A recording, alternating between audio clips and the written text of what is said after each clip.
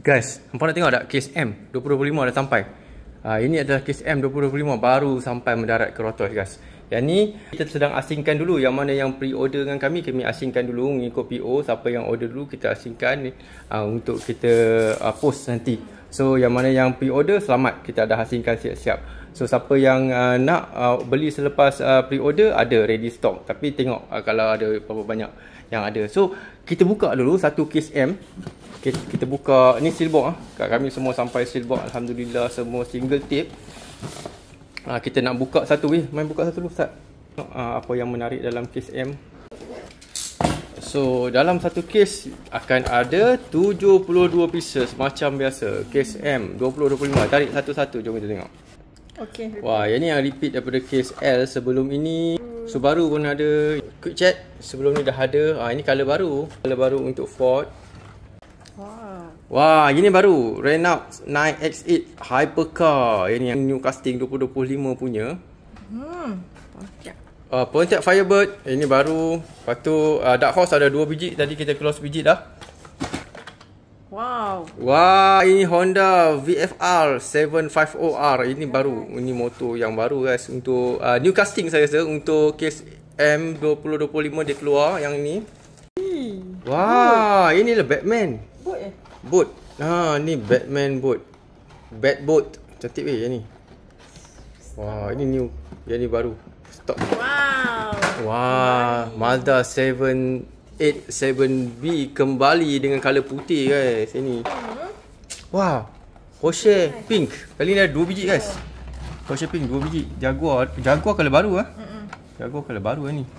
King Kuda ini keluar dah. Yang ni Porsche, yang ni repeat. Dan ini adalah regular treasure hunt dia. Yang ni RTH dia. Yang ni regular treasure hunt untuk case M guys. Regular treasure hunt untuk case M. Color pink lagi. Yang ini 240Z color pink guys. First level dah keluar. Second level tengok. Wah, ini second level 36 pieces untuk bawah dia. Tapi kalau kita bernasib baik, kita akan dapat yang ni super dia. Saya tak dapat. Ini saya tak dapat super. Honda. Yang ni kalau ada luck, kita akan dapat super untuk Honda ni. So case yang ni kita buka tak ada super. Lain lowrider yang ni yang color baru untuk 2035 punya Celebration Racer. Cantik ni. Ada lagi. Ini ada sekali lagi Ferrari 395 GTB 4. Wah, 2 biji.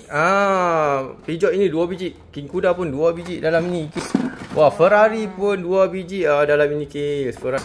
Yang ini telefon tu ada lagi. Lepas tu yang ni key swap ni color baru, color light pink yang ni. Hot Wheel Art Car ni. Subaru ada 2 biji. Dan kita ada Skyline R33. Dia R33 ni, dia orang cakap kenapa keluar R33 sekali lagi. Yang sebelum ni dia keluar color hitam. Ini dia keluar color light purple macam ni Color dia bukan color hitam tau. Sebelum ni memang color hitam keluarnya. Ini macam new color lah. Dia recolor sebenarnya ni. Dia bukan dia keluar sebiji macam sebelum ini. Wah, Mercedes-Benz. Ini 4 pintu punya 500e color silver. Wah, 2 biji. VFR 750R 2 biji dalam ni case. Wah, ini ada Koenigsegg Jesko dengan Cadillac. Dan last sekali kita ada Pagani. Ini keluar Pagani Utopia.